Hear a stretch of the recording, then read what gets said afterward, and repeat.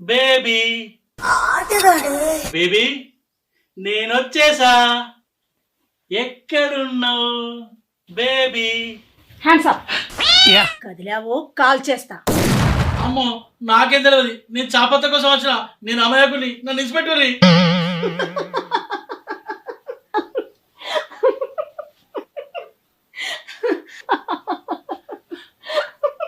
ఆగో నువ్వా? పోలీసులు అనుకుని మస్తు భయపడ్డా. ఏ నేనంటే భయం లేదా? నువ్వంటే భయం ఎందుకు? లవ్ ఉండాలి గాని.